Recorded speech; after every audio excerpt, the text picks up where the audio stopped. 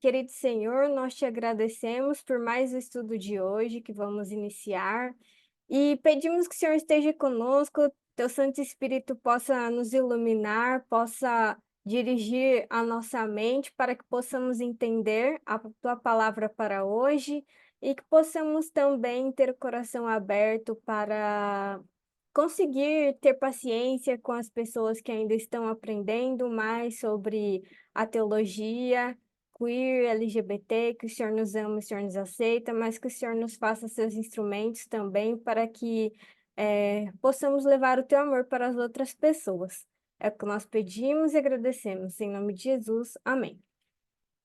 Amém. Então, beleza, pessoal, vamos lá, bora começar? De novo, né? Quero lembrar vocês que a gente usa bastante a Bíblia nos nossos estudos. Quem não esteve presente, né, seja bem-vindo no estudo de hoje. E a Bíblia que eu vou usar, porque é mais comum, né, que a gente costuma usar mesmo, é a Bíblia Revista e Atualizada, né, Almeida Revista e Atualizada, mas fiquem à vontade aí para usar a Bíblia na versão que vocês preferirem, ok? O nosso estudo de hoje, então, ele é o estudo 2, né, sobre a Bíblia e os Adventistas LGBTQ+, né, baseado no livro da pastora Alicia Johnston, né, com o mesmo nome, aqui, né, para vocês, sempre aqui usando como parte do comentário do nosso estudo. E antes de a gente começar, só quero relembrar vocês, né, aqui dos nossos encontros. Então, na semana passada, dia 25 de fevereiro, a gente falou sobre Gênesis, né, e os começos. E como a teologia vigente, né, na Igreja Adventista, ela é usada, ela usa, na verdade, o livro de Gênesis, principalmente o relato da criação, para colocar juízo moral, vamos dizer assim, né?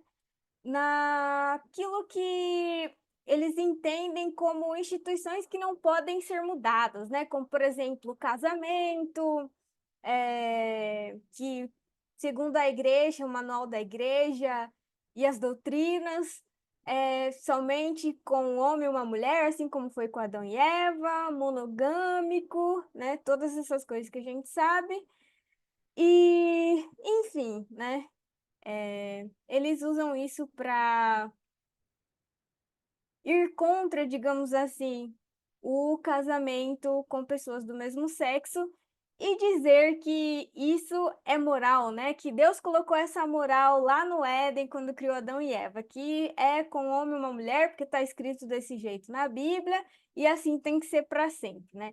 A gente viu também uma questão sobre gênero, a criação do gênero masculino, feminino.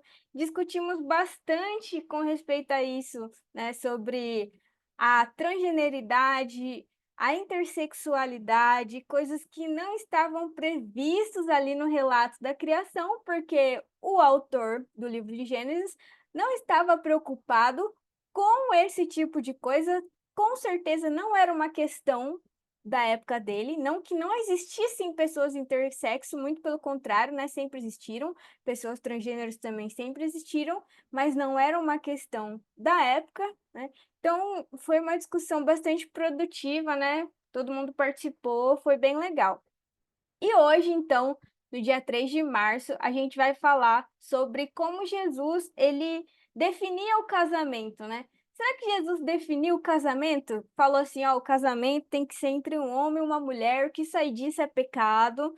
É, então a gente vai ver isso no nosso estudo de hoje, que na verdade era para ser na semana que vem, né, esse tema.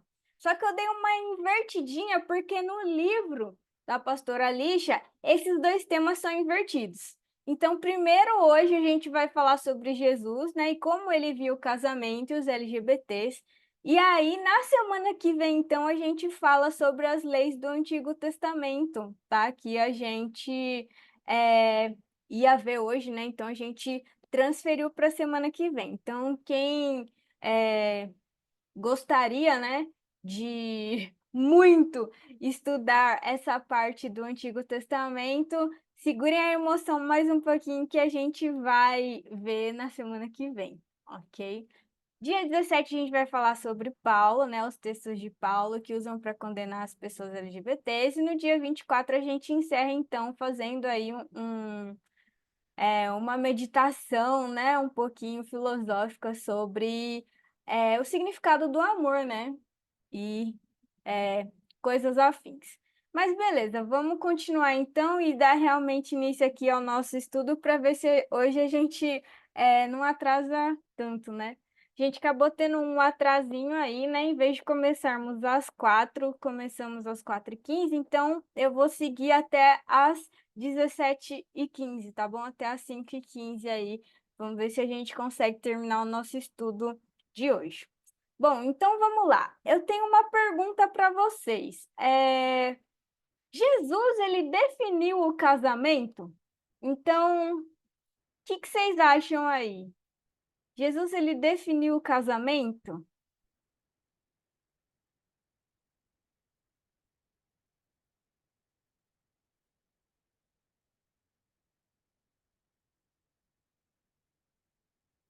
Hoje vocês podem participar, tá, pessoal? Falando aí. Se eu fizer alguma pergunta, podem responder.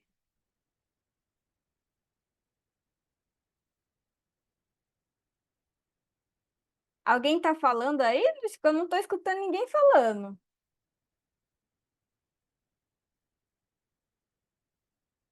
Como é que tá? Deixa eu ver no chat. Não.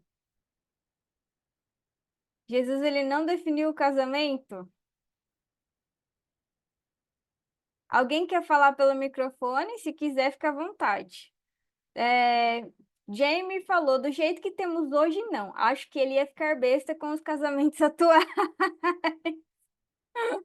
Ai, ai. Pode ser, né, Jamie? Ah, oi, Bartô, você tá aqui. Obrigado pela sua presença, viu? Só carinhas aí, né? Talvez não sabemos, né? Bom, vamos ver aqui, né? A gente tem uma história muito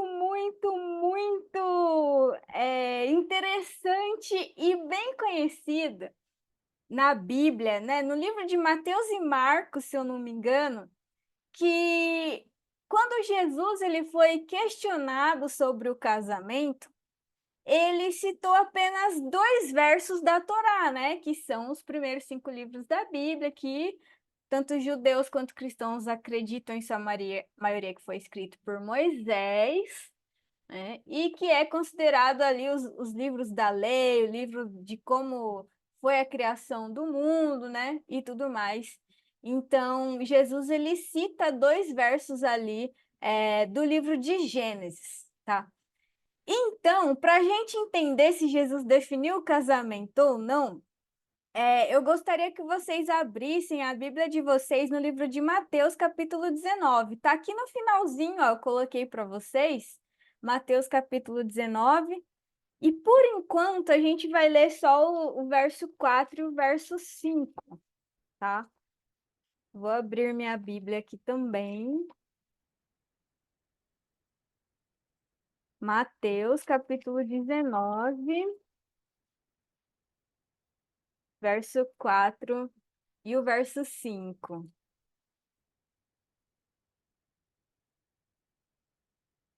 Todo mundo achou aí? Eu vou ler para a gente então, tá? O subtítulo aqui na minha Bíblia tá a questão do divórcio, ok? Então a gente já sabe que quando Jesus foi questionado sobre casamento, foi numa questão direcionada especificamente para um dos temas, né, relacionados ao casamento, que é o divórcio, né? Que na verdade é o fim do casamento, né? Nem é o casamento, é o fim do casamento. Mas vamos ver aqui o que está escrito no verso 4 e no verso 5 de Mateus. Então diz assim.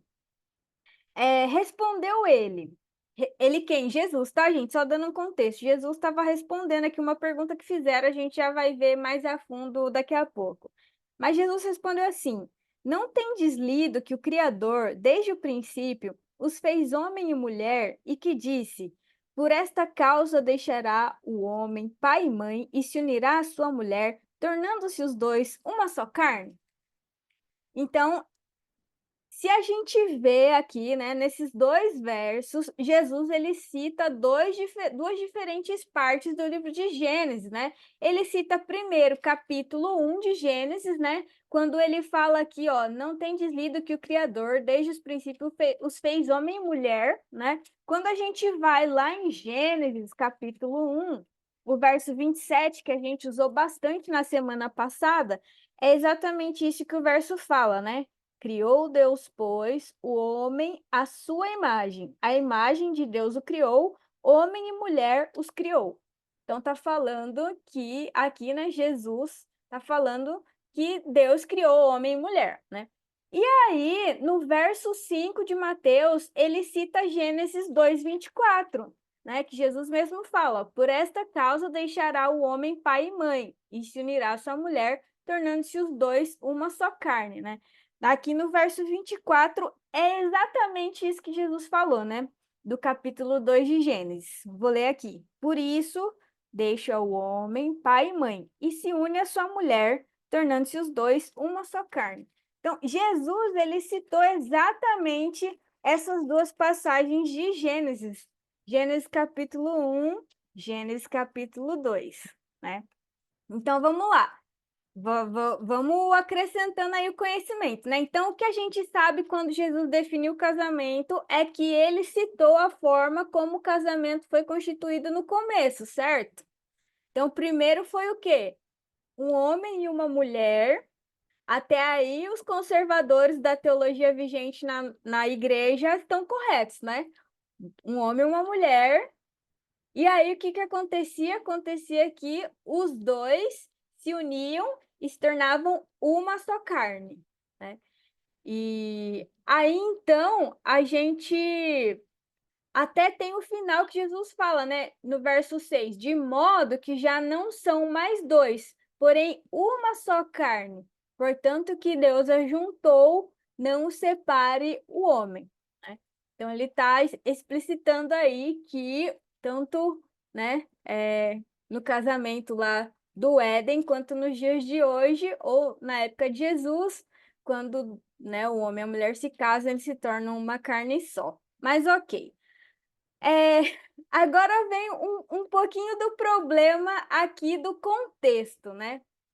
Como eu falei para vocês, aqui na minha Bíblia, né, acho que na maioria de vocês, quando a gente lê o título, né, ali de Mateus 19, do verso 3 em diante, o título é a questão do divórcio. E esses versos de Jesus, a gente não pode tirar ele do contexto, né, de por que Jesus estava falando aquilo, por que Jesus estava citando o relato da criação. O que acontece hoje em dia para usarem esses textos para dizer que Jesus definiu o casamento entre apenas um homem e uma mulher, num relacionamento heterossexual e monogâmico, né? É que eles acabam tirando todo o contexto, né, da conversa que Jesus estava tendo ali, que ele estava batendo um lero, vamos dizer assim, com os fariseus da época, né? Os mestres da lei daquela época. Então a gente precisa muito entender o contexto todo, né? E aí, para a gente entender o contexto, não basta a gente ler só o verso 4, verso 5 e o verso 6. A gente tem que ler tudo, né? Até o final dessa sequência, que é do verso 3 até o verso 12, ok? Então, eu convido vocês aí, a quem tem a Bíblia, né, abra aí e vamos ler juntos. Quem não tem Bíblia não tem problema, tá aqui no slide, né? Então acompanhem e leiam junto comigo, tá? Mas é só para vocês comprovarem que eu peguei o verso certinho, tá? Não peguei o verso errado, então se quiserem abrir a Bíblia aí para checar, fiquem à vontade.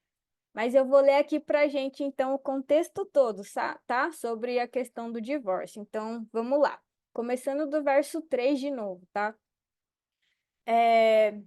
Vieram a ele alguns fariseus e o experimentavam, perguntando: É lícito ao marido repudiar a sua mulher por qualquer motivo? Então aí a gente já tem uma questão, né, de que os mestres da lei, eles vieram até Jesus e estavam experimentando ele. Então, qual é o sentido de experimentar, né? Estavam tentando armar uma arapuca para Jesus cair, basicamente, né? A gente sabe do contexto, né, dos evangelhos, de que os fariseus, eles não iam muito com a cara de Jesus, porque Jesus, ele desafiava todas as leis, né, a quais os fariseus eram rígidos e queriam que o povo seguisse. Então, eles ali sempre tentavam colocar Jesus dentro de uma polêmica, igual acontece hoje dentro das igrejas, né? Sempre querem colocar, né, um pastor ou outro dentro de uma polêmica aí, né, para ver se manda ele embora ou se não manda, né? Enfim, é raro, mas acontece muito, como eu sempre gosto de dizer, né? E fizeram ali com Jesus a mesma coisa, só que dessa vez eles resolveram usar um assunto que estava muito em voga na época. E a gente, depois eu explico um pouquinho melhor sobre por que esse assunto estava tão na moda naquela época, né? E aí eles foram para Jesus perguntar: tá bom, senhor, então o marido, ele pode repudiar, ou seja, ele pode divorciar da sua mulher por qualquer motivo? E aí então Jesus responde aquilo que a gente já leu anteriormente. Não tendes lido que o Criador, desde o princípio, os fez homem e mulher, e que disse: por esta causa deixará o homem pai e mãe, se unirá à sua mulher, tornando-se os dois uma só carne? De modo que já não são mais dois, porém uma só carne. Portanto, o que Deus ajuntou, não o separe o homem. E replicaram-lhe: por que mandou então Moisés dar carta de divórcio e repudiar? Bom, então, aparentemente aí, Jesus ele tá falando, olha, que Deus uniu não é para separar o homem. Então, tipo assim, vocês estão brigando por divórcio, mas nem é para ter divórcio, né? Se a gente fosse parar para pensar. Jesus falando ali com o povo. E aí, então, eles colocaram Jesus contra a parede. Ah, beleza, né? Se o senhor tá falando que não era nem para existir divórcio, então por que que Moisés ele deixou o povo divorciar, né? Por que que ele mandou os homens dar carta de divórcio para as mulheres, né? Se precisasse. E aí, então, no verso 8, Jesus responde dizendo: por causa da dureza do vosso coração é que Moisés vos permitiu repudiar vossa mulher. Entretanto, não foi assim desde o princípio. O princípio da onde que Jesus está falando? Do Éden, né? Que ele fala lá de Adão e Eva, no verso 4, no verso 5. E ele continua no verso 9. Eu, porém, vos digo: quem repudiar sua mulher, não sendo por causa de relações sexuais ilícitas, nesse caso aí estamos falando principalmente de adultério, tá, gente? E casar com outra, comete adultério. E aí, entre colchetes aí, o que casar com a repudiada comete adultério. Disseram-lhe os discípulos: se essa é a condição do homem relativamente à sua mulher, não convém casar. Olha que interessante o que os discípulos, a conclusão que os discípulos chegaram aí no meio do embate teológico que Jesus estava tendo com os fariseus, né? Os discípulos pensaram, pô, se a gente não pode divorciar se a gente quiser de uma mulher, né? Se a gente casar, então é melhor nem casar, né? Não convém casar, porque já pensou, daí eu quero divorciar e não pode, né? Deus falou que não pode, então é melhor nem casar, né? E aí Jesus ele responde então para os discípulos no verso 11: nem todos são aptos para receber este conceito, mas apenas aqueles a quem é dado. Ou seja, nem todo mundo tem talento para casar, gente. A gente tem que reconhecer que não é todo mundo que tem talento para casar. Eu, por exemplo, eu não sei se eu tenho, né? Enfim, é conversa para outro dia, né? Mas Jesus ele segue dizendo a respeito dos eunucos no verso 12, que foi uma das coisas que a gente comentou na lição passada, né? Que primeiro os eunucos eles não eram bem-vindos, né, na Assembleia de Deus na época do povo de Israel ali em Canaã. E depois em Isaías, Deus dá uma bênção para os eunucos, né? Uma profecia de que Deus os abençoaria. mesmo que eles não fossem, nunca pudessem casar e constituir família. Então Jesus fala aí no verso 12: porque há eunucos de nascença, há outros a quem os homens fizeram tais, e há outros que a si mesmos se fizeram eunucos, por causa do reino dos céus. Quem é apto para o admitir, admita. Ok.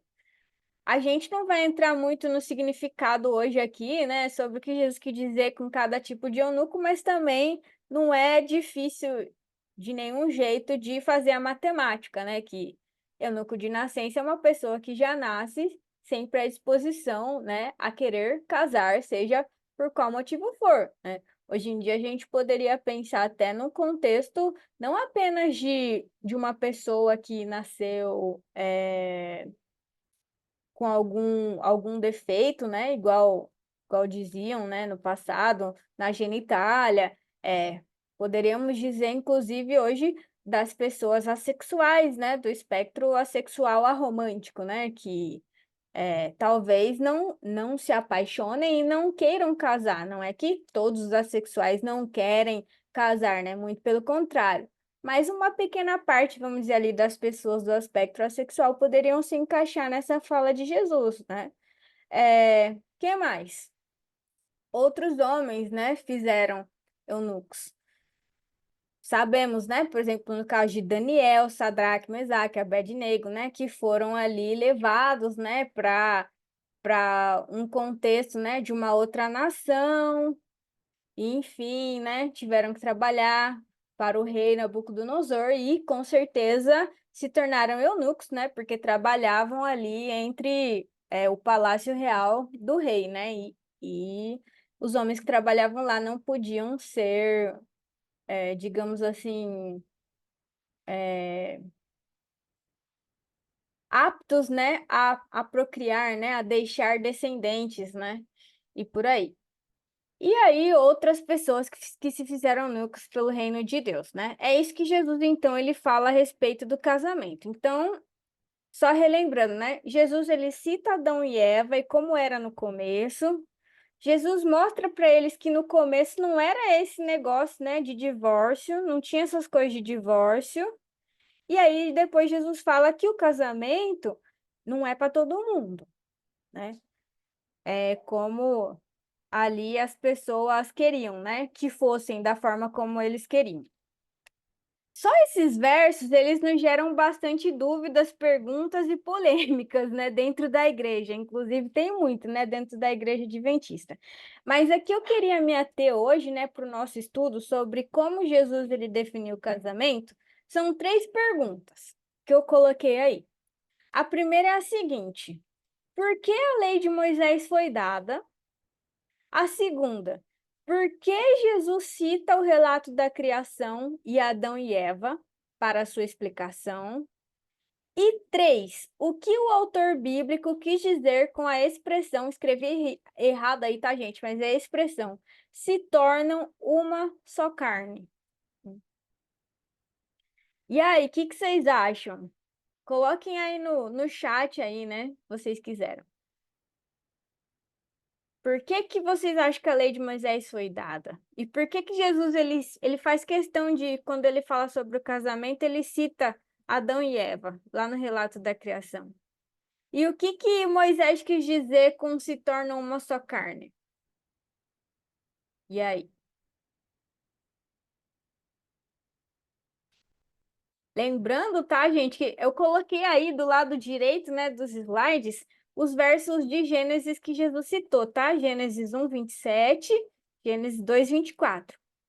E ali em Deuteronômio 24, verso 1, a gente vê exatamente aquilo que Jesus citou, né? Sobre Moisés, falando sobre o divórcio, né? Se a gente for ali para o capítulo 24, o verso 1, Moisés ele está dizendo assim para o povo: se um homem tomar uma mulher e se casar com ela, e se ela não for agradável aos seus olhos, por ter ele achado coisa indecente nela, e se ele lhe lavrar um termo de divórcio e lhe der na mão e a despedir de casa, né? Então Moisés está falando aí, né? Continuando os seguintes versos, ele explicando o que que aconteceria, né? Se o homem não quisesse mais a mulher dele. Então ele ia ter que lavrar uma carta de divórcio para ela, tudo certinho, tudo bonitinho, né? Para mostrar que a mulher ali estaria repudiada, né? E aí, vamos ver as respostas que vocês colocaram aqui no chat. Vamos ver. É... Eduardo, podem haver vários tipos de eunucos. Ah, tá. Vocês estão ainda na parte do eunuco, né? Vou ler aqui então. Pessoas que biologicamente são incapazes de reproduzir, pessoas castradas, com má formação nos órgãos genitais, etc. Exatamente. E também existem eunucos mulheres, né? As Ailonite. Ah, disso daí eu não sabia. Que interessante. Obrigado pelo compartilhamento aí, Dudu. Vamos ver. Bartô está falando aqui. Uma só carne, creio que seja no sentido de que são uma só pessoa. Eu devo respeitá-la assim como eu me respeito. Isso em relação ao corpo, pensamentos, sentimentos. Se ela sou eu ou eu sou ela, então eu me priorizo e a priorizo. Perfeito. Perfeita essa explicação, Bartô. Muito obrigada. E compartilho dela também. Obrigado pela dica aí, Dudu. Tá bom. Ah, bom, aqui o Bartô ele deu uma explicação aí sobre o significado de uma só carne, né? Alguém mais quer compartilhar aí do por que que vocês acham que a lei de Moisés foi dada? A lei do divórcio? Tá muito fácil, gente. A resposta está lá em Mateus mesmo. A gente acabou de ler. Por que que o divórcio, a lei do divórcio foi dada?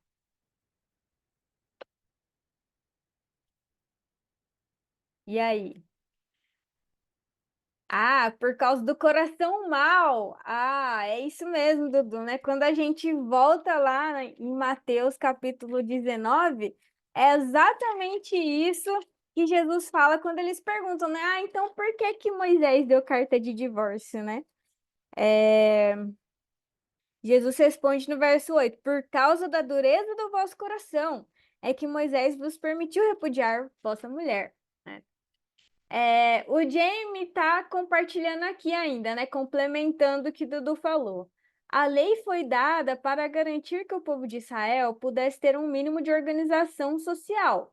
Citar os princípios seria uma forma de mostrar misericórdia, apesar de não seguirmos as expectativas divinas. Ok, muito bem. Então era uma forma do pessoal se organizar, né? Ali. Vamos lá então, pessoal. Primeiro de tudo, né, que a gente já falou aqui. A lei de Moisés ela foi dada por causa da dureza do coração, né? Quando eu li esse verso, até muito recentemente, antes de eu ler esse livro, quando Jesus ele diz, né? Quando eu lia que Jesus falava que era por causa da dureza do coração deles que Moisés tinha dado a lei do divórcio, eu sempre entendia que a dureza do coração deles era em relação a quem? A Deus. Não dá a impressão que é isso que o texto está falando? Que a dureza do coração deles é por causa de Deus, né? Porque Deus fez o homem. Toda aquela explicação que a gente já sabe que a igreja dá, né? Deus fez o homem e a mulher para se amarem eternamente, né? E o casamento é uma união espiritual, física, não é para ser desfeito. E, enfim, toda aquela coisa que a gente já sabe, né? E não estou dizendo que não seja, tá? Uma das coisas realmente.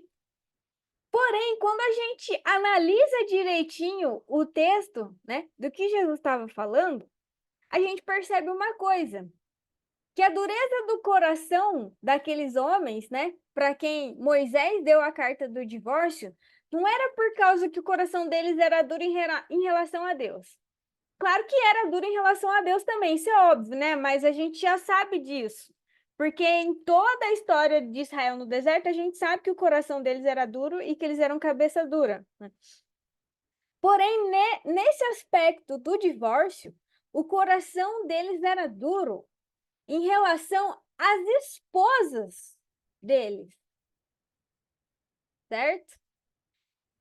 E aí a gente começa a entender um pouco melhor por que Jesus estava falando, né, da forma que ele falou, que olha, então, ó, o que Deus uniu ninguém separa. Porque é o seguinte, vocês aí só são permitidos divorciar porque o coração de vocês é duro para suas mulheres.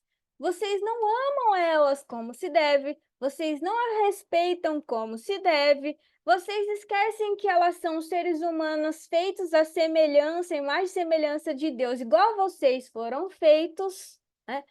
E Jesus, a partir disso, ele denuncia basicamente a sociedade inteira judaica daquela época, que tratava a mulher como se fosse um lixo, como se fosse um nada, na verdade, né? Tinham pessoas, né? Os judeus faziam aquela oração da manhã, que acho que muitos de vocês já ouviram falar, né? Que eles se agradeciam a Deus porque não eram gentios, porque não eram escravos, né? Também, porque não eram mulher, né? Então, nascer homem era uma bênção maravilhosa para eles, importantíssima, porque ninguém queria nascer mulher naquela época, porque mulher era igual a nada. E Jesus estava denunciando aquilo para eles, enquanto ele estava falando que o coração de vocês é duro para suas esposas. Vocês tratam ela como se não fosse ninguém, como se elas não fossem filhas de Deus. E aí, isso já aproveita e nos responde a segunda pergunta que eu deixei aí, né? Que é o quê? Por que Jesus cita o relato da criação, né? E Adão e Eva para sua explicação? Exatamente por causa disso. Quando a gente volta no relato da história da humanidade, o único exemplo de seres humanos que a gente tem, e que não durou muito tempo, isso que eu vou falar, hein, gente? Mas o único exemplo de ser humano que a gente tem, que viveu nessa terra com um coração que não era duro, um coração que era maleável, que era amoroso e que não pensava o mal, foi Adão e Eva. Os únicos seres humanos que não tiveram coração duro. E ainda assim acreditamos que não foi lá por muito tempo, né? Logo eles ficaram com o coração endurecido por causa do pecado. Mas Jesus está citando como exemplo aí Adão e Eva. Por que Adão e Eva não precisavam de uma carta de divórcio? Porque eles se amavam, eles se respeitavam, né? Um era importante para o outro, igual o Bartô falou, um priorizava o outro como a si mesmo, né? A expressão aí de se tornar uma só carne, coisa que naquela época de Jesus, né, não existia e já não existia há milhares de anos. Com certeza, né? Na época de Moisés já ter que existir o divórcio.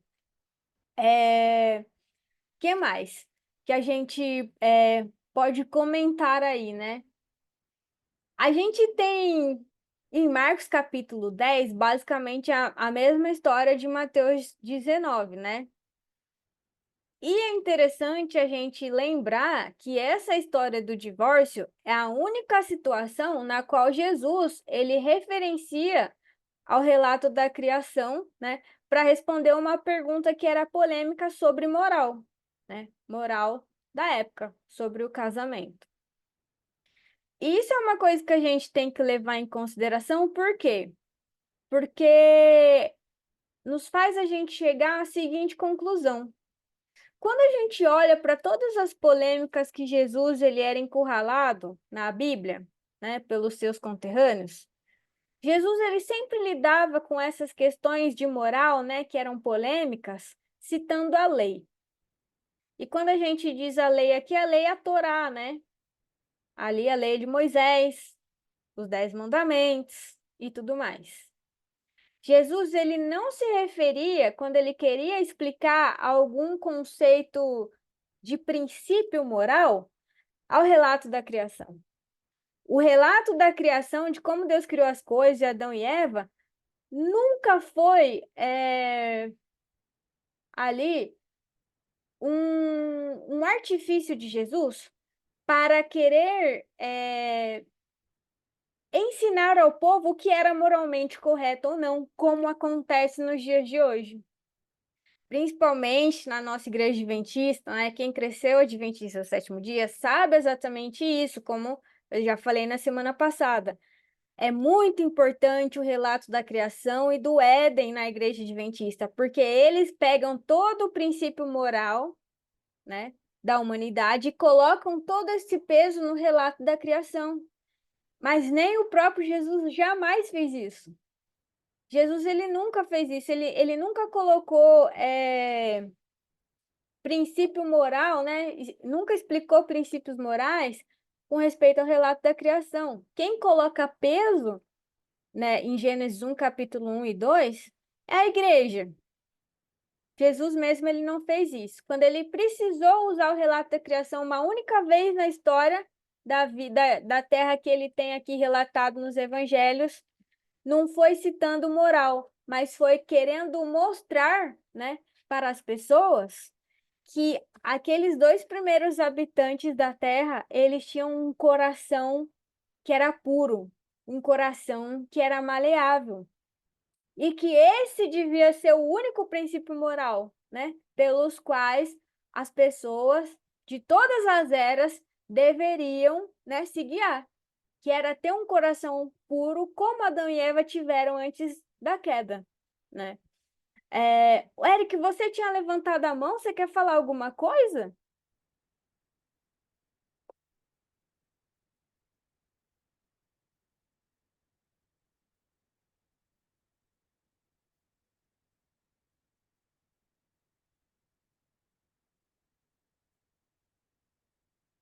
Se estiver falando, não estou ouvindo.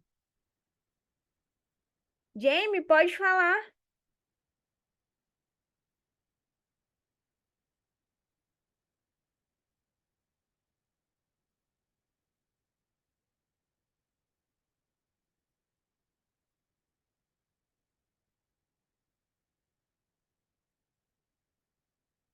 Eu tenho que liberar? Como assim? Tá liberado para falar já. É só abrir o microfone e falar.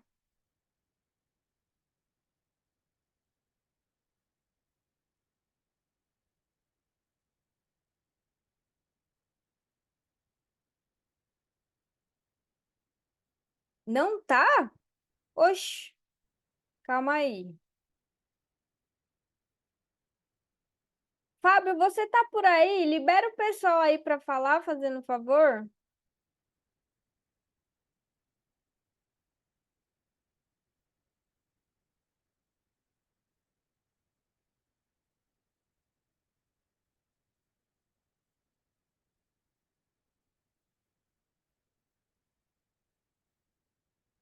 Aqui é só falar, gente.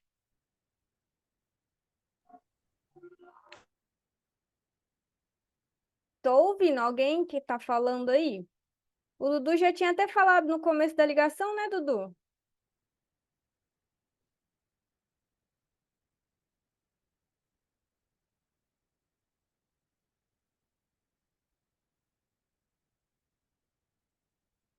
Bom, se ninguém vai falar, então eu vou continuar. O Dudu ele tinha perguntado aqui: você pode repetir o que você falou sobre Jesus ter citado Adão e Eva? É, então, gente, não fui eu não que mudei isso daí. Quem deve ter mudado essa configuração foi Fábio, que ele tá me ajudando aqui, tá? Então, como ele tá cuidando disso daí, espera ele dar uma arrumadinha aí vocês falam, tá? Quando ele tiver liberado para falar, você coloca aí no chat, Fábio, fazendo favor. Bom, então vamos lá, Dudu. Qual era a pergunta que você tinha feito mesmo? Você pode repetir o que você falou sobre Jesus ter citado Adão e Eva? Claro, posso sim. Jesus, ele citou Adão e Eva, né, com respeito ao divórcio, porque Adão e Eva, eles foram os primeiros seres humanos, né, que viveram aqui na Terra sem pecado. Portanto, eles são o único exemplo de seres humanos que viveram um relacionamento dentro uma espécie de casamento, né? Embora não fosse igual o que temos hoje, mas é o mais perto do que a gente tem, né? Num mundo sem pecado, que viveram um com o outro sem ter um coração duro, né? como todos nós seres humanos temos, né? Eles eram pessoas santas, pessoas que não tinham maldade, que realmente tinham e possuíam amor um para com o outro, né? Então, quando Jesus ele fala, né, que o divórcio ele foi dado por causa da dureza do coração, né, das pessoas, dos homens da época de Moisés, dos homens da época de Jesus, Jesus está querendo dizer o quê? Que o coração deles era duro em relação às esposas que eles tinham. Eles não amavam as esposas, né? Eles não amavam elas, não cuidavam delas da forma que um casal deveria, né? Amar um ao outro, assim como Eva amava Adão e Adão amava Eva. E é por isso que Jesus citou o relato da criação, para ele mostrar que Adão e Eva, eles foram o único casal dessa terra que por um certo período da existência conviveram sem ter um coração duro e por isso não precisava de uma lei de divórcio, né? Porque Adão amava Eva. Adão não tratava Eva como um sub-humano, né? Uma pessoa, uma mulher que não era criada à imagem e semelhança de Deus, assim como ele. Mas os judeus da época de Cristo acreditavam dessa forma, acreditavam que a mulher não tinha, né? O mesmo privilégio que o homem deveria ter, que o homem era a grande, né, criação de Deus, a mulher tinha sido criada apenas para o prazer do homem, para a necessidade do homem. Então, por isso que Jesus fala ali que é, o divórcio, né, ele precisou ser feito, né, para a dureza do coração, né, dos homens. Então, por que que a gente está estudando tudo isso sobre o divórcio, né? Mais uma vez, porque na igreja adventista eles usam esse texto, né, de Jesus para dizer que Jesus ele estava definindo o casamento como um padrão moral que era entre um homem e uma mulher num casamento heterossexual e monogâmico. Porque Jesus ele citou a criação. E como Jesus citou a criação, então era porque ali tinha um peso moral. Mas nós vimos que existe uma outra maneira de ver o relato da criação. Vimos na semana passada, de que o relato da criação não tem peso moral, né? Para definir as instituições ali que a gente tem da Bíblia, né? Mas sim é apenas um relato de começos, né? De como tudo começou, né? E de como tudo foi se evoluindo. Pessoal, aguenta aí mais um pouquinho, daqui a pouco eu já abro para vocês contribuírem, tá bom? Senão eu perco o fio da meada aqui agora. Bom, vamos lá. Passando aqui mais um pouco. Aqui, né? Então, só complementando, né? Para Cristo, o princípio que regia todo o comportamento humano deveria ser apenas uma coisa, né? E essa coisa a gente pode encontrar lá em Mateus capítulo 22. Então, indo um pouquinho para frente, né, ali no livro de Mateus mesmo, no capítulo 22, do verso 36 em diante,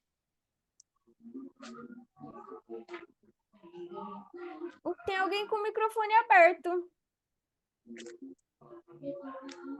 Deixa eu ver aqui. Ah, James, calma aí, James, segura aí que eu já abro para você, tá? Segura aí. Então, voltando aqui, né? Em Mateus, capítulo 22, do verso 36 em diante, né? Chega, então, um dos intérpretes da lei dali, né? E pergunta para Jesus assim, mestre, qual é o grande mandamento na lei? E aí Jesus responde a partir do verso 37. Amarás o Senhor teu Deus de todo o teu coração, de toda a tua alma e de todo o teu entendimento. Este é o grande e primeiro mandamento. E amarás o teu próximo como a ti mesmo. E destes dois mandamentos dependem toda a lei e os profetas. Então, o que que era, né, o grande princípio que deveria reger todo comportamento humano, né, para Jesus? O amor, né? Jesus ele estava se referindo ali a dois versos, né, da Torá. O primeiro do amor a Deus acima de todas as coisas, né, que está em Deuteronômio 6:5, e o amor ao próximo, que está em Levítico 19:18, tá? Para quem quiser depois checar aí em casa. Então, todas as leis que a gente tem na Bíblia, né, seja os 10 mandamentos, seja as leis de Moisés, lei de divórcio, lei de relacionamento sexual ilícito, tinha a ver sempre com o contexto de cada época, levando o que em consideração? O amor a Deus e o amor ao próximo. Por que que isso é importante a gente entender? Porque, como eu disse na semana passada, moral, ela muda de civilização para civilização, muda de tempos em tempos, muda de centenas e centenas de anos, muda até de um país para o outro. A mesma moral que a gente segue, né, que está na Constituição brasileira aqui no nosso país, pode não ser a mesma nos Estados Unidos, pode não ser a mesma num país islâmico, né? Então, o princípio que sempre deveria reger uma regra moral, né, para Cristo, era sempre o amor a Deus e o amor ao próximo. E todas as leis que estão na Bíblia, seja de que época for, foram baseadas dentro daquele contexto social para aquela época, seguindo, né, essa regrinha aí do amor, né? Isso é importante a gente entender justamente, né? Deixa eu só passar aqui os slides, né? Para a gente entender que Jesus ele estava mostrando mais uma vez, né? Que Adão e Eva eles foram citados como exemplos de um coração maleável, ou seja, de um coração que obedecia os dois grandes mandamentos de amor a Deus e amor ao próximo, e não por conta do gênero deles, ok? Então, essa é a primeira parte, tá? Do nosso estudo, que acho que era importante a gente deixar bem claro aqui. Que quando Jesus ele está falando sobre casamento, Jesus ele não está definindo o que é um casamento. Até porque a gente tem que olhar para a pergunta que fizeram para Jesus. Se a gente olhar o texto de novo de Mateus 19, né? Se a gente for ali para Mateus 19 também, no verso 3 ali, por acaso, a pergunta que os fariseus fizeram é assim, ó: Senhor, é lícito um homem casar com outro homem? Foi isso que os fariseus perguntaram? Ou então, os fariseus perguntaram para Jesus: Senhor, é lícito uma mulher casar com outra mulher? Ou então, será que a pergunta deles foi: Senhor, o que é casamento? O senhor pode definir para a gente? É entre um homem e uma mulher? Não foi nenhuma dessas perguntas que os fariseus fizeram. O contexto da pergunta era exclusivamente sobre divórcio. Então, não tinha por que Jesus estar ali citando Gênesis, porque Jesus queria definir a natureza de um casamento, como era um casamento, do que era constituído, certo? Então, esse argumento que as igrejas hoje em dia, né, principalmente a nossa adventista também, ela usa esses textos aqui, né, de Jesus para dizer que Jesus ele citou o Éden e citou um homem e a mulher, né, se tornando uma só carne para dizer que Jesus estava definindo o casamento como heterossexual, não corresponde ao contexto bíblico. É tirar um texto fora do contexto e, como dizia o pastor Luiz Gonçalves, né, e fazer um pretexto para corroborar com a ideia que eles pensam, né? A conversa não tinha nada a ver com definição de casamento, e sim com divórcio, né? Ser lícito ou não. Vou ler aqui o chat e já vou abrir para vocês, tá, gente? Espera aí. Qual versículo mesmo do que a gente estava lendo aqui? Mateus 22, né? Tá aqui, né? O último que a gente leu foi Mateus 19. E esses de amar a Deus e ao próximo é Mateus 22, 36 a 40. Tá? Vamos ver o que mais. Eu tenho ressalvas com modelos de casamentos, mas compreendo você sim. Ok, que mais? Tem uma pergunta. A doutrina adventista acredita que o casal Adão e Eva é um modelo de casamento? O modelo de casamento nessa ordem que eu tô falando, tá, Júnior? De heterossexual e monogâmico. e que o relacionamento sexual deve ser realizado apenas dentro desse espectro de um casamento heterossexual e monogâmico. Fora disso, é considerado pecado, tá? Para a igreja. Ok. Vamos lá. Quem queria falar, gente, por favor, pode falar rapidinho, que daí a gente vai para a nossa segunda parte, tá bom? Pode falar, tá aberto. Oi, tá me ouvindo? Uhum, Oi, pode não falar. estou todos me ouvindo? Estamos ouvindo. Tá, marca aí 3 minutinhos que eu não quero passar de 3 minutos.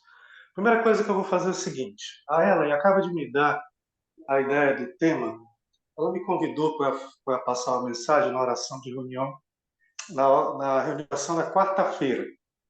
Então eu vou fazer o seguinte, quem quiser participar, na quarta-feira eu vou expor melhor isso que eu vou lançar aqui agora, tá? Eu vou fazer minha participação bem rapidinho. Se o pessoal tiver curiosidade, participa da reunião de oração de quarta-feira, que a Ellen depois diz o horário certinho. Então, vamos falar rapidamente de Adão e Eva aí nesse sentido e a citação de Jesus. Eu vou trazer algo num aspecto meio romântico e físico, tá? Físico na questão de física mesmo, tá? Metafísica, física quântica, física clássica. Vamos lá. O que acontece? Jesus provavelmente ali, ele está citando algo, ele citou aqueles dois, porque aqueles dois são uma anomalia, tá? Não é uma questão de modelo de casamento, não é isso. É que aqueles dois são uma anomalia. Em todo o processo de criação, segundo o relato, para quem crê, tá? Deus estabelece um ponto inicial e a partir daquele ponto ele deixa que a vida siga o seu curso. Que é no caso que ele põe lá os animais e depois deixa que os animais sigam o seu curso a partir de cruzamentos, de novas raças, enfim. A parte da natureza é a mesma coisa. Ele estabelece um modelo de vegetação que ninguém sabe exatamente qual era, e depois ele diz que isso aí dê agora seus frutos, suas sementes, e segue o barco. Então ele parece evocar isso de volta, que ele diz que aqueles dois.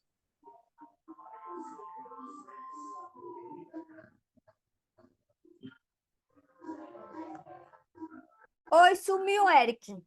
Maria. Ou Aí seja, dentro da voltou. matemática universal, a fé, tá? Mas literalmente a gente pode dizer, independente.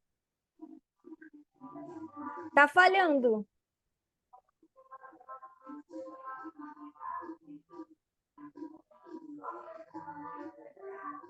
Terra chamando o Eric. Tá ouvindo, Eric? Acho que eu vou falar Tá, alguma heresia tá aqui. travando. É que eu vou falar alguma heresia e. Ó, o Espírito Santo tá mandando você ficar quieto. Brincadeira, viu? É que tá falhando mesmo. Sumiu tudo. Oi. Não, mas e agora? Como é que tá? E agora? Ah, agora voltou. Oi. Voltou. Perfeito. Então deixa eu só concluir, porque como eu vou falar alguma heresia, pode ser que seja o divino me interrompendo. Então vamos lá. O que acontece é que aqueles dois, literalmente, dentro de todo o controle das variáveis físicas, matemáticas do universo, que Deus estava em pleno controle ali, aqueles dois literalmente foram feitos um para o outro. Certo? Esse é o tipo de coisa que não vai se repetir dessa forma.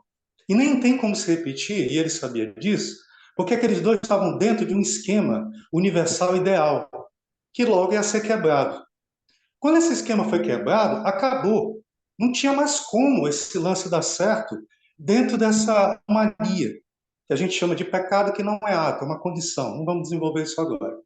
Então, aqueles dois foram literalmente feitos um para o outro. Romanticamente, a gente pode dizer o seguinte, que um casamento ideal seria quando duas pessoas são feitas uma para a outra, literalmente. Isso quer dizer que provavelmente o pessoal não ia casar rápido nem fácil, porque até encontrar a sua literalmente alma gêmea, como tinha uma eternidade para viver, a probabilidade disso acontecer era indiferente, porque ele tinha uma eternidade para encontrar uma pessoa que fosse passar a eternidade com você também. Isso a gente está levando em consideração uma romantização desse conceito de casar, de encontrar uma gêmea, esse tipo de coisa. Mas vamos dizer que o texto nos dá essa liberdade. E que Cristo cita porque aqueles dois foram literalmente feitos um para o outro. Como aquilo não iria mais acontecer dentro daquela realidade universal, sem anomalia, as pessoas iam continuar seguindo sua natureza. Então elas iam casar, provavelmente que não seria com a sua alma gêmea, as diferenças e os problemas culturais, sociais, pessoais iriam se apresentar dentro do que não era uma situação ideal, e dentro do que não é uma situação ideal, ele criou a válvula de escape, que era para ninguém também ser infeliz toda hora achando que estava cumprindo uma vontade dele. Vontade dele essa que é impossível ser cumprida por qualquer ser humano depois que essa anomalia entrou na nossa vida. Então, o divórcio não é nem sequer uma questão moral, como ela falou. É uma questão de ordem prática, dentro de uma realidade que ele sabia que jamais poderia ser cumprida, até que ele reorganizasse o universo, para que as variáveis e a matemática do universo voltassem a funcionar como ele tinha estabelecido. Então, ninguém deve ficar maluco achando que estou me separando, eu tenho que ficar dentro, é só entre um homem e uma mulher. Não, gente. É o seguinte, aqueles dois seres humanos foram literalmente criados um para o outro naquele momento. A Ellen já até falou isso depois, no outro estudo. O que ia gerar daquilo ali em diante, nós não temos como saber. A gente só pode lidar com a realidade que nós temos. E a realidade que nós temos é que foi criada uma série de válvulas de escape para a gente, para que ninguém fosse infeliz achando que estava fazendo a vontade de Deus. Porque é impossível ao ser humano, dentro da realidade que nós vivemos, cumprirmos qualquer ideal, muito menos do Éden. Porque o ideal do Éden é uma anomalia impossível de se repetir dentro da nossa realidade enquanto ele não reorganizar as coisas de novo, tá? Tem outras nuances nessa minha fala que agora não vale a pena por causa do tempo e que a Ellen precisa desenvolver. Mas quem quiser saber um pouco mais do que eu estou falando, eu prometo que eu vou desenvolver nesse convite que ela me fez de quarta-feira, tá? É isso aí, gente. Maravilha. Obrigado, Eric. Falou otimamente aí, né? A explicação que eu desenvolvi aí. É... James, você queria falar também? Oi, Ellen.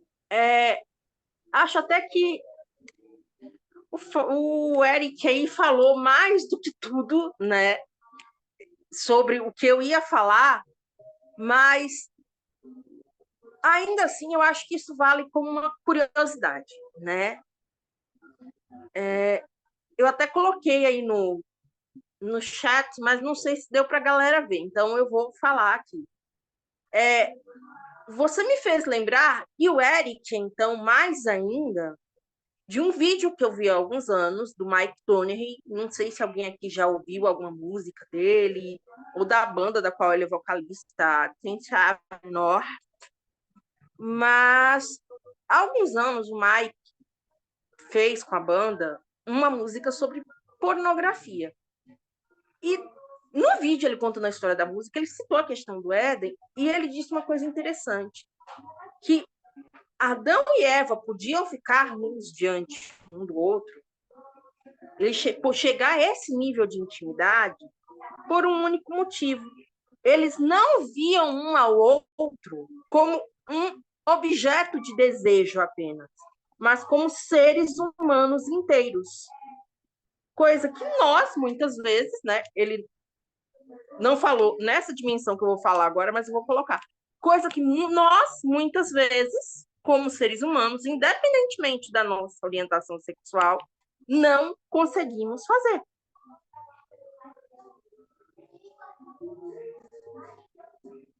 O que eu acho que só serve para reforçar isso aí que o Eric estava falando, a questão da anomalia e tudo mais. Nós não estamos ali naquela condição. Então, até o vestir-se meio que é uma defesa contra essa tendência de ser visto como objeto de desejo, embora algumas pessoas usem muito mais como ferramenta para ser desejada. Mas aí é outra questão. São outros 500. Obrigado, Jamie. Foi excelente isso aí que você pontuou, né? Porque entra novamente, né? Não vou cansar de frisar aqui, na dureza do coração da humanidade, que veio por Isso. causa do pecado, né? Porque o que a dureza do coração fez? Fez com que os casamentos fossem algo abaixo, por quê?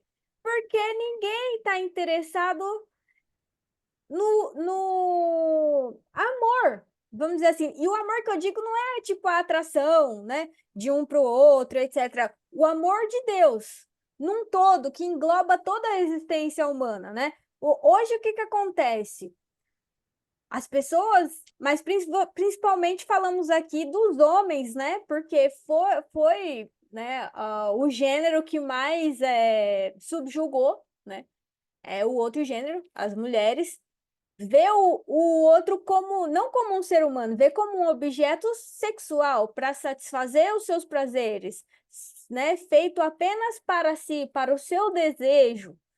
E justamente isso prova, né, o que Jesus fala, né? Que o coração deles era duro para as suas mulheres, porque a carta do divórcio, ela dava na época de Jesus ferramentas para você divorciar por qualquer motivo bobo. Não gostei da comida que a minha esposa fez hoje. Sei lá, ela queimou o pão. Vou divorciar. Tipo, era qualquer desculpa, absolutamente qualquer desculpa para você perpetuar uma violência de gênero. Porque uma mulher que era divorciada naquela época era considerada como se fosse uma prostituta. Tanto é que o destino que ela tinha ou era prostituição ou era mendicância, né?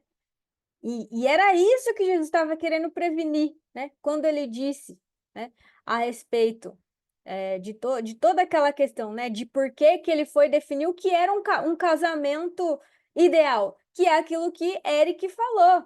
O casamento ideal existiu? Existiu uma vez só na vida, né? De acordo com a nossa crença adventista ali, para quem acredita no criacionismo, né? No relato da criação. E ainda considerado uma anomalia, né? Porque não existe hoje. Um foi feito para o outro exatamente. E hoje em dia ninguém vai mais encontrar isso, né? Até que Jesus venha, não vai mais existir isso, né? Só que o problema é que as pessoas deturpam a fala de Jesus e usam para perpetuar o quê? Violência, né? Preconceito, dizendo que Jesus definiu o que era um casamento com respeito a ser relacionado à heterossexualidade, né? E à monogamia, nesse caso aí, né? Basicamente isso. Eu vi que o Bartô tinha levantado a mão também. Oi, boa tarde, gente. Boa Estão me ouvindo? tarde. Tamo. Uhum. Muito bom estar aí com vocês. A palestra é muito boa. Eu só queria complementar essa questão que Ellen falou aí no começo, a questão de termos muito cuidado, né? Quando a gente for pegar um trecho da Bíblia, porque é difícil ler a Bíblia. É difícil, porque você está pegando um livro que foi fruto de uma construção comunitária de vários autores em várias épocas, antes mesmo de muita gente nascer, de muitos escritores, livros que foram feitos 50, 100 anos ali, né, depois de Jesus. E um livro que depende da gente de conhecimento de teoria da comunicação, de sociologia, de literatura, de muita coisa ao mesmo tempo. Então, a gente tem que ter muito cuidado, como a Ellen falou, para não pegar um trecho e jogar ele para outra realidade. Porque a gente, quando faz isso, a gente está fazendo uma leitura muito pragmática e sectária, porque a gente está pegando um Deus e colocando dentro de um trecho e reduzindo ele aquilo ali conforme a minha necessidade. A gente sabe hoje, por exemplo, que na Bíblia está dizendo ali tem que ter escravo, né? No Velho Testamento. Gente, eu vou trazer isso para o dia de hoje, que a gente tem que ter escravo, é uma coisa que é da nossa cultura, da nossa ética, mas que não é para ter mais escravo.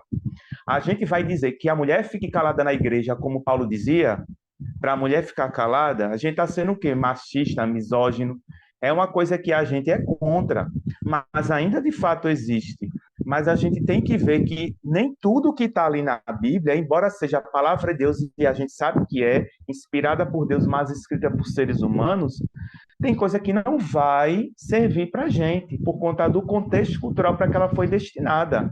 Eu não posso pegar uma carta que eu escrevo para Ellen, de me ler e de me dizer que aquilo foi para ele. Não pode ser. É outra história. Então, eu só estou falando só para reforçar a fala que Ellen deu aí no começo e que acho que também falou, que eu não lembro quem foi. E mais uma vez aí, parabéns pela iniciativa, está muito bacana. Roberto, obrigada. Eu que agradeço a sua presença. E é exatamente isso que você falou, né? Tem até um trecho que você mencionou aí, que eu vou mostrar rapidamente ali daqui a alguns slides, mas é exatamente certinho, né? Isso aí, de tirar um trecho do contexto, né? Se for assim, a gente acaba até aprovando a escravidão mais uma vez, porque está na Bíblia, né? E não faz sentido. Gente, começou a chover aqui, mas é uma chuva passageira, tá? Porque nem tempo de chuva tá. Então, se tiver atrapalhando muito eu falar, vocês me falam, tá? Mas senão eu vou seguir aqui. São 5h26, pessoal. Vocês aguentam mais alguns minutos aí? Vocês estão tranquilos?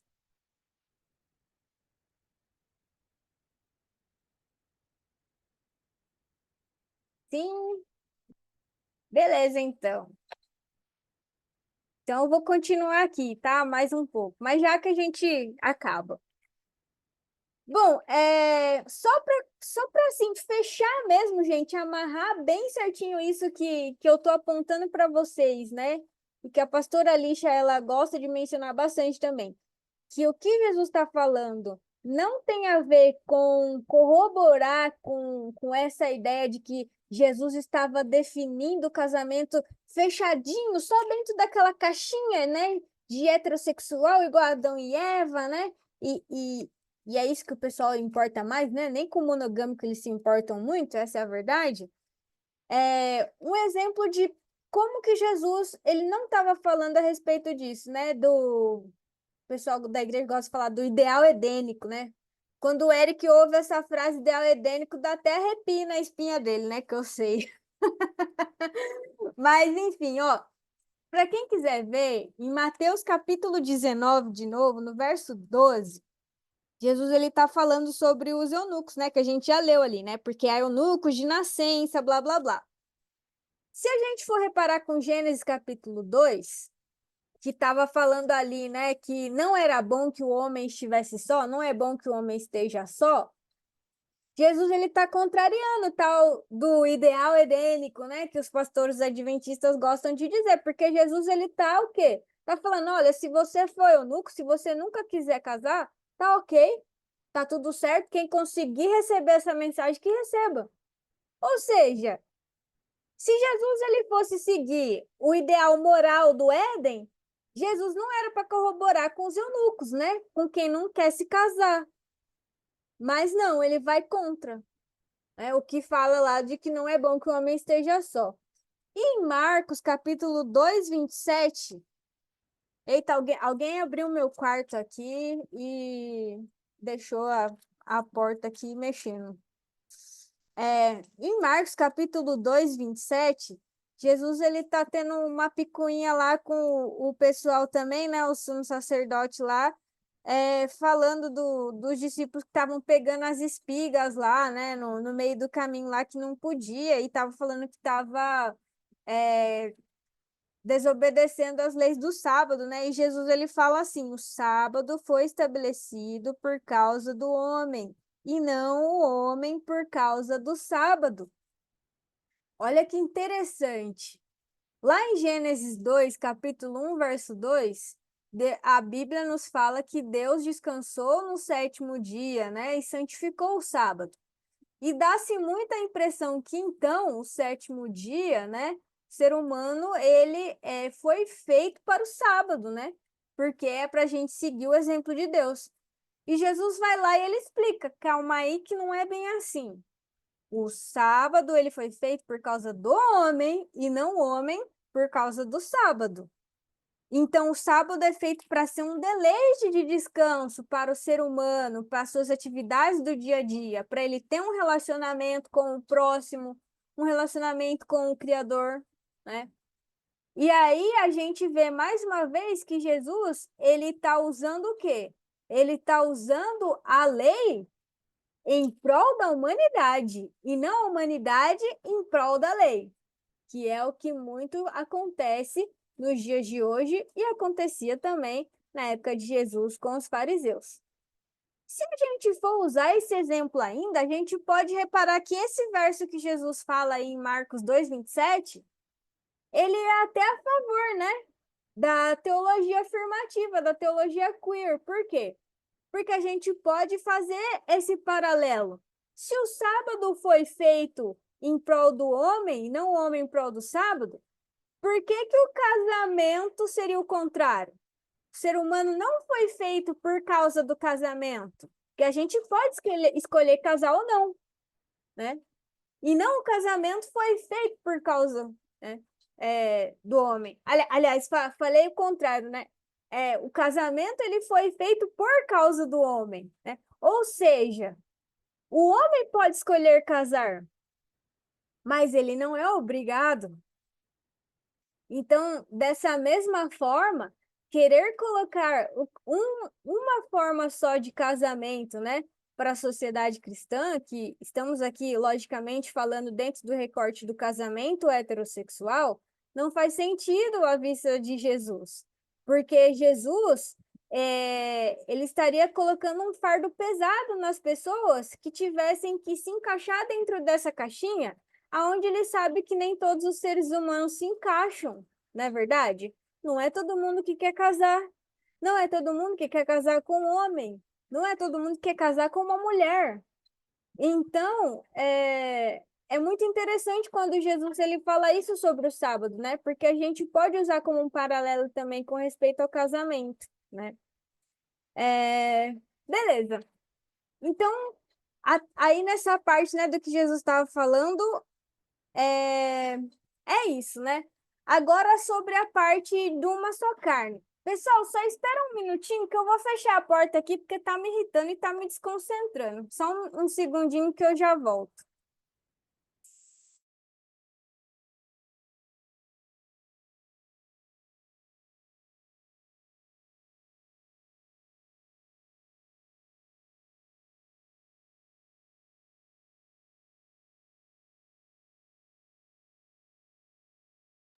Ok, estamos de volta. Ali quando... É muito interessante, né? Quando os irmãos da igreja, os pastores, eles usam o exemplo de falar que o homem, né, se une à sua mulher e ambos se tornam uma só carne, né? Eles usam muito isso para dizer que, olha só, o casamento heterossexual é o único que é correto, porque é o único aonde as genitálias elas se encaixam e aonde pode realmente existir uma fusão de uma só carne, né? Algumas das problemáticas com respeito a essa frase a gente já trabalhou na semana passada, né? Que, por exemplo, não faz sentido as pessoas dizerem isso, porque antes de Deus criar Eva, Adão já via outros seres, né, criados que, de certa forma, ele poderia ter uma relação, né? É nojento a gente falar isso, né? É um negócio meio grotesco, mas não é impossível, né? Porque a gente sabe que outras criaturas, eles também tinham genitálias e algumas até poderiam, né, de certa forma ali fazer um encaixe na genitália humana, né? Estou falando alguma besteira? Não estou, porque a gente sabe de casos que até hoje acontecem, né? De, de uma eu esqueci o nome da palavra, mas como se fosse uma disrupção, né, da relação sexual, né?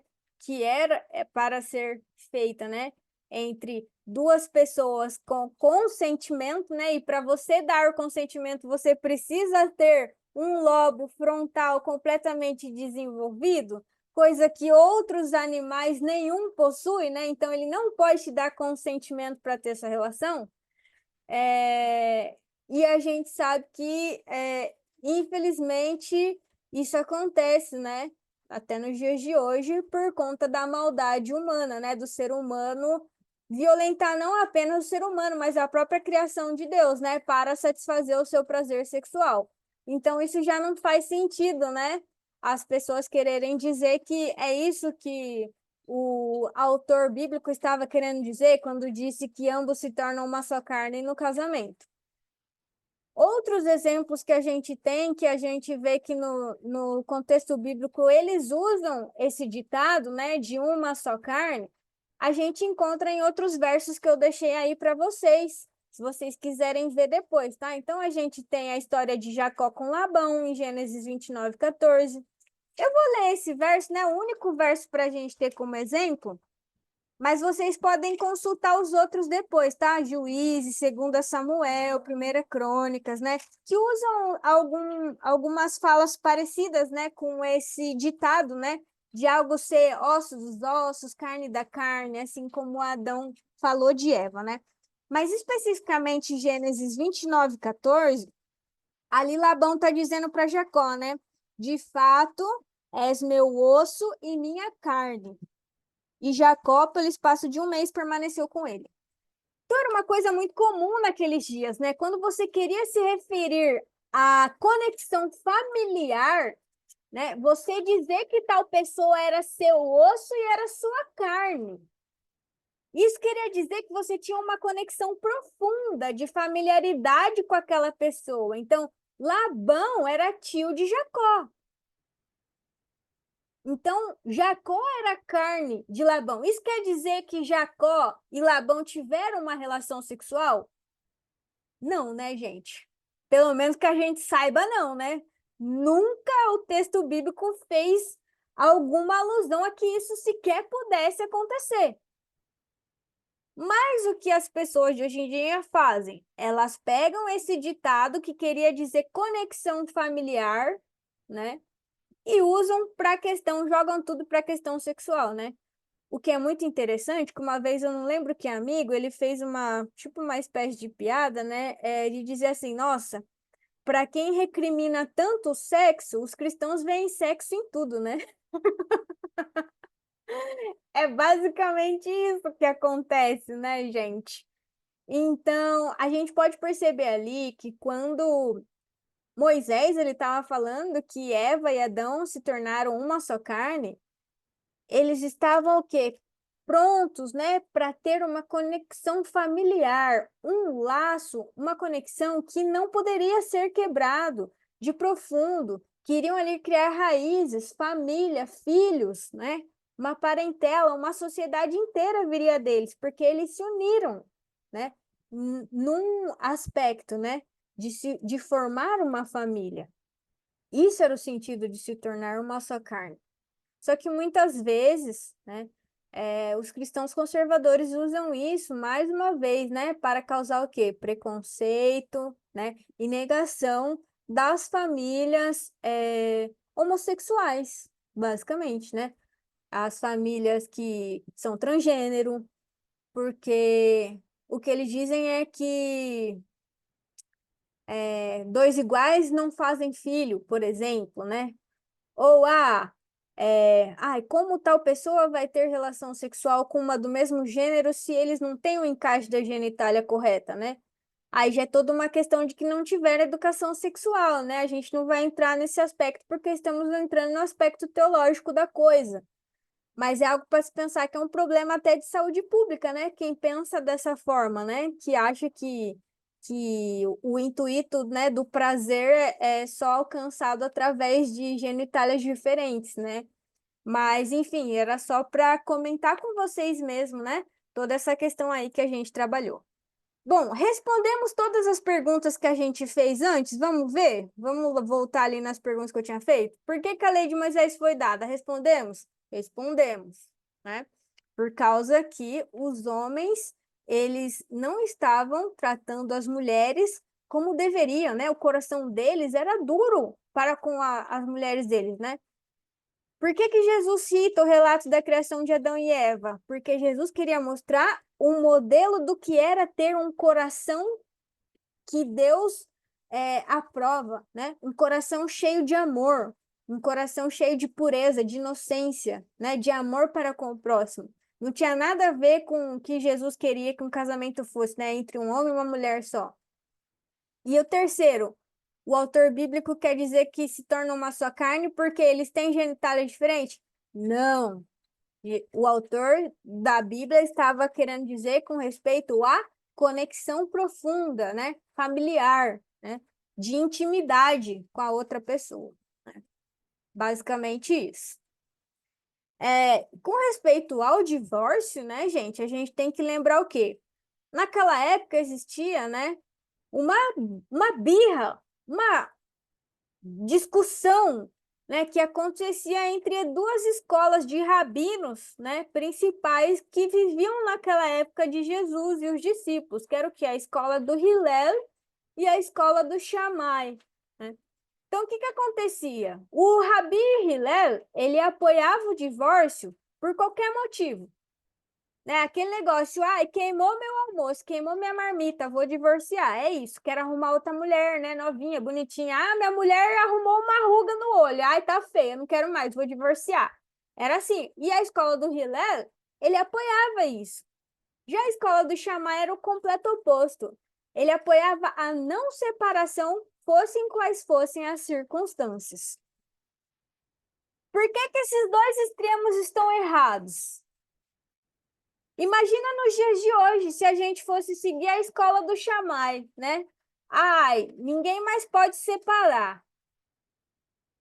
E aí, o que que a gente faz com os casos de violência doméstica? O que que a gente faz com os casos de abuso? Não é verdade? Tantas outras questões.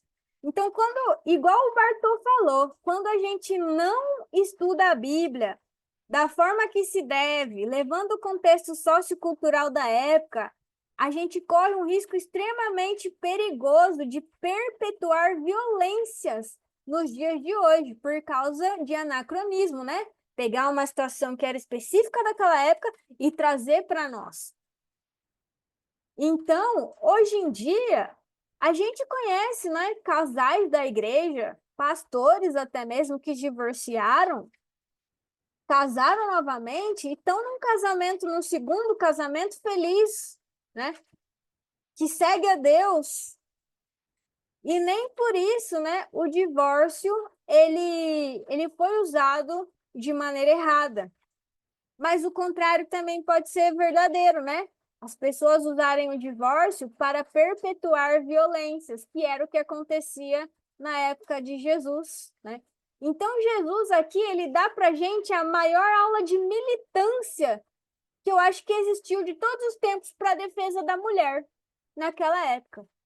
Jesus ele estava defendendo, né, as mulheres de um sistema completamente machista e opressor, que via a mulher como objeto sexual apenas, né?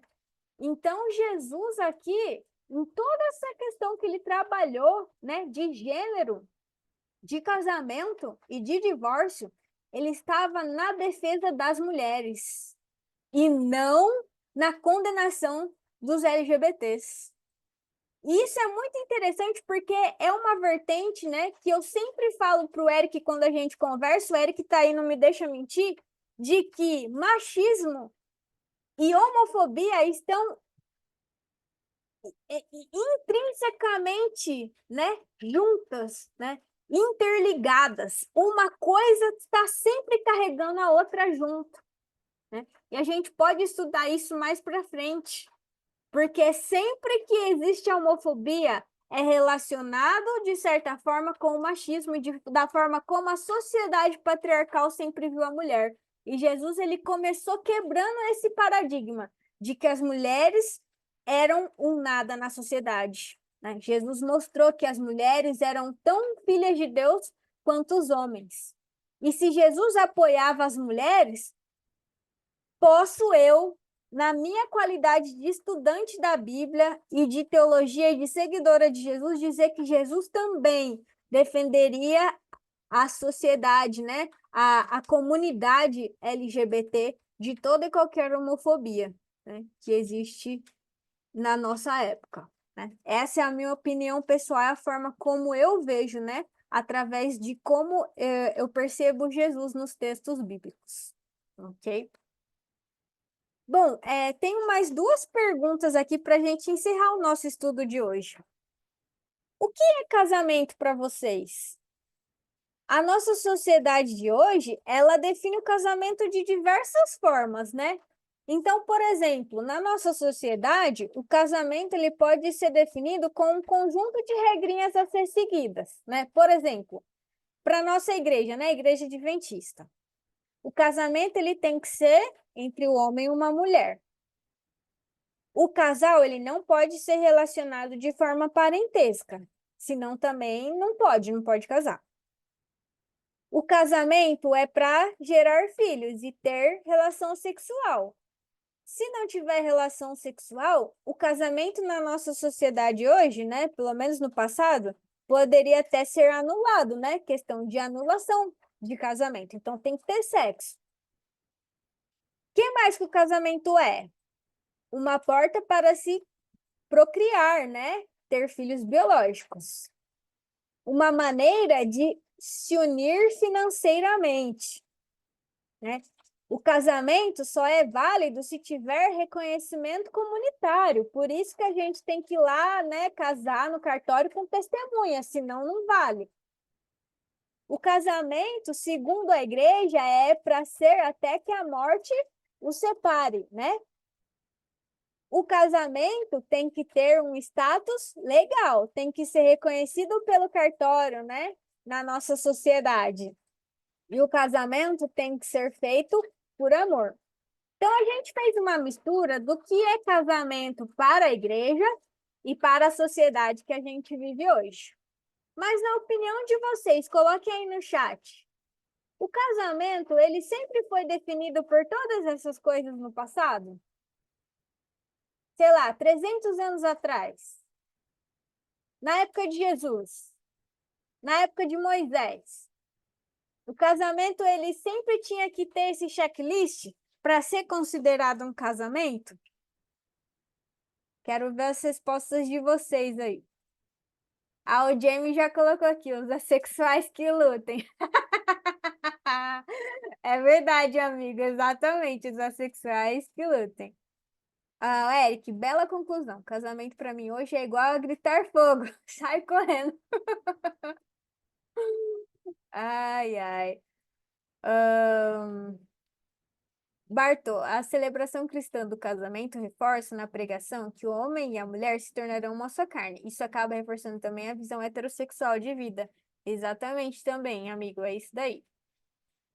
Isaac e Rebeca que o digam, né? Contém muita ironia. Sim, exatamente, né? Você tá falando isso, Jamie, na questão de não ser relacionado de forma parentesca, né?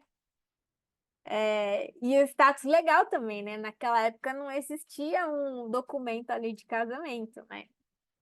Bom, enfim, gente, por que que eu tô colocando isso aqui para vocês?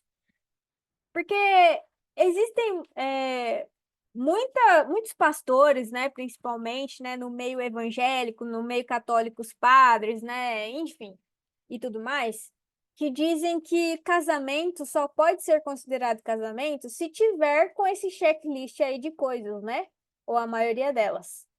Porém, quando a gente para pensar de uma maneira fria, nenhum casamento verdadeiramente se encaixa em todos esses requisitos, né? Se existir, realmente foi só Adão e Eva. Porque, por exemplo, na igreja adventista, eles dizem que não é casamento, não pode ser casamento se for entre um homem e um homem, ou entre uma mulher e uma mulher. Mas na mesma forma que a igreja fala que não é casamento se for entre homem e homem e mulher, eles também são as mesmas pessoas que defendem que no casamento pode existir filho adotado e não filho biológico. No casamento, Um casal pode se casar com separação de bens e não unidos financeiramente. A igreja não vai te condenar por isso. Um casamento, ele pode não ter amor, que é o que a igreja recomenda quando um homossexual quer casar, né? Ele fala, não tem problema, você pode continuar homossexual, mas case com uma mulher. Mas então quer dizer que a igreja apoia casamento sem amor, não é verdade? Outra coisa, um casamento não pode se relacionar de forma parentesca. Mas todos os filhos de Adão e Eva tiveram que se casar um com o outro, não é mesmo? Abraão e Sara eram irmãos. E mais um monte de gentarada na Bíblia que a gente sabe que era parente. Isaac e Rebeca, por exemplo, era parente também. E aí? Então quer dizer que só quando não preenche homem e mulher que não é considerado casamento. Mas quando não preenche qualquer uma dessas outras coisas, aí tudo bem, aí de boa. Pode considerar casamento de qualquer jeito. A gente vê, né, como que o relato cristão, né, da nossa sociedade cristã, ele manipula toda a narrativa apenas para condenar o casamento no mesmo sexo, né? Porque quando a gente vai na letra da lei do que significa casamento, nada disso, né, se encaixa de maneira correta. Um exemplo é o que o Jamie acabou de falar. Eles acham que para ser casamento tem que envolver sexo. Mas o que dizer dos assexuais? Daqueles estritos que eu tô falando, tá? Não tô falando daqueles que gostam, né? Dependendo da situação de ter relação sexual eventualmente. Mas existem uma classe de assexuais dentro do espectro que não gostam de ter sexo de maneira nenhuma. Mas eles têm a capacidade de se apaixonar e de querer se casar e de viver uma vida inteira com a outra pessoa, mas sem ter relacionamento sexual. E aí? Perante a sociedade, eles não vão ser considerados casados? Mesmo se eles forem assinar um papel lá, né? Então a gente vê que existem muitas falhas, né, nessa forma de reconhecer ali o casamento, né? Que na nossa igreja e na maioria das igrejas, infelizmente, a única lacuna, né, que é considerado um não casamento é se não for entre um homem e uma mulher, né? O que é extremamente hipócrita e problemático, né, nos dias de hoje. E aí, só para a gente colocar aqui, né? Quando a gente coloca todas essas questões nos papéis de gênero, né, muitas igrejas, elas dizem que o casamento, ele deve ser complementarista, né, quanto aos papéis de gênero que a gente estudou na semana passada. Ou porque tem que se casar um homem e uma mulher, porque o homem complementa a mulher e a mulher complementa o homem no aspecto psicológico. E a gente sabe que isso não é verdade, né, gente? Porque até na Bíblia, nas histórias da Bíblia, os papéis de gênero nunca foram estáticos. Nunca foram os mesmos, né? Ah, é o homem que sustenta a casa, é o homem que é o sacerdote do lar, segundo Paulo, né? É o homem que ele tem que consertar, né, o telhado da casa quando o telhado dá problema, por exemplo. Quando a gente vai nas histórias da Bíblia, nem a Bíblia era homogênea aos papéis de gênero que a gente interpreta hoje, né? Como feminino e masculino. Por exemplo, Débora, ela foi uma juíza de Israel, né? Ela tinha poder político e religioso para comandar o povo de Israel no período que ela foi juíza. E ela era uma mulher, né? Maria, irmã de Marta, ela teve o privilégio de ser considerada uma estudante do Rabino Jesus, aprendendo aos pés dele, sendo que naquela época isso era papel de homem. E o próprio Jesus desafiou esse papel de gênero, né?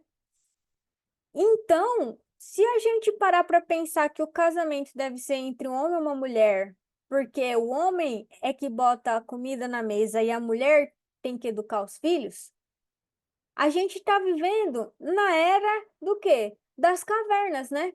Porque nem na própria Bíblia os papéis de gênero eles eram estáticos, né? Como as pessoas da igreja querem que exista hoje, né? E que na verdade não é e nunca foi real e nunca foi estático. Eu concordo com o que a pastora Alicia diz, né, no livro dela, de dizer que na verdade os nossos papéis de gênero têm que ser de acordo com os nossos talentos e os dons que Deus nos dá. Eu posso ser uma mulher que não gosta de cozinhar, que sou péssima na cozinha. Eu não sou, tá, gente? Eu sou muito boa na cozinha, mas estou dando exemplo. Eu posso ser uma mulher que sou péssima na cozinha e casar com um homem que é um chefe do caramba e que gosta e que ama cozinhar e que ele vai cozinhar a janta todo dia. E eu, por exemplo, posso entender de elétrica e se o chuveiro queimar, eu vou lá e conserto o chuveiro. Isso me fez menos mulher, menos feminina? O meu marido cozinhar fez dele menos homem, menos masculino? Não, né? O fato de hoje em dia a nossa sociedade, né, tá fundada, né, na escravidão do capitalismo, tem tanta mulher que sai para trabalhar e deixa o esposo em casa cuidando dos filhos porque está desempregado ou porque tem algum problema de saúde. A minha família, por exemplo, meu pai não está podendo trabalhar por problema de saúde. Meu pai fica em casa, faz o serviço de casa, limpa a casa, passa o pano, lava a louça. Meu pai faz tudo um pouco. Meu pai gosta de fazer pão. Meu pai tem feito pão quase toda semana. E minha mãe sai de casa para trabalhar. E aí, tá fazendo meu pai menos homem, minha mãe menos mulher? Não. Então, casamento, ele não deve ser definido com essa questão de complementarismo, né? De papel de gênero. Dois homens, um pode gostar de cozinhar e o outro gostar de cuidar, né, de trabalhar, o outro pode gostar de cuidar dos filhos, ou eles podem revezar. Duas mulheres casadas, a mesma forma. E quanto ao aspecto psicológico, a mesma coisa. Porque Deus criou a todos nós com personalidades diferentes. Não é porque você é homem que você pensa completamente diferente de toda mulher. Não é porque você é mulher que você pensa completamente diferente de todo homem. Se um casal homossexual ele resolve se unir e se amar e se casar, eles também vão ter muitos desafios, né? E também muitas formas de se complementar psicologicamente um com o outro, porque eles vão ter personalidades diferentes, criações diferentes, né? Criação cultural, sociocultural diferente, aonde um vai ter que se adaptar ao outro e se complementar de maneira psicológica. Sabe o que não se complementa psicologicamente? Um homem que nunca vai se apaixonar por sua mulher, ser obrigado a casar com ela perante a igreja, porque perante a igreja ele tem que suprimir o seu desejo homossexual. Isso nunca vai ser complementarismo, né? Psicológico. Muito pelo contrário, vai trazer traumas, né? Para a família e para tudo mais que se envolve, né? Só deixar aí para vocês, né, uma instigação, né, para vocês, quando forem discutir, né, com pessoas da igreja, irmãos da igreja que apoiam isso daí dos papéis de gênero, né, que eles falam que, porque a gente acredita, assim, que todas as mulheres, né, foram feitas à imagem e semelhança de Deus, que somos iguais perante Deus, mas que Deus fez o homem e a mulher para se complementar no casamento. Eu quero que vocês leiam a forma como os pais da igreja viam as mulheres, tá bom? Na época deles. Vou ler aqui para vocês só 3 trechinhos, né? Para vocês verem se vocês concordam, né, com esse negócio aí de que a mulher, ela é, né, diferente do homem e ela foi feita para complementar o homem, né? E vice-versa. Olha só o que os pais da igreja falavam sobre papéis de gênero. Tertuliano, ele dizia o seguinte, ó. Ele dizia assim para as mulheres: vocês sabem que todas vocês são uma Eva? A sentença de Deus neste sexo de vocês vive nesta era. A culpa deve ser a necessidade da vida de vocês também. Vocês são o portão do demônio. Vocês destruíram tão facilmente a imagem de Deus, que é o homem. Era isso que Tertuliano pensava a respeito do gênero feminino, né? Vocês querem pior, ó? Santo Agostinho, né? Da teologia da patrística. Olha o que ele falava a respeito das mulheres, né? As mulheres eram dadas ao homem. A mulher que era de inteligência pequena e que talvez ainda viva mais em acordo com as inferioridades da carne do que por razão superior.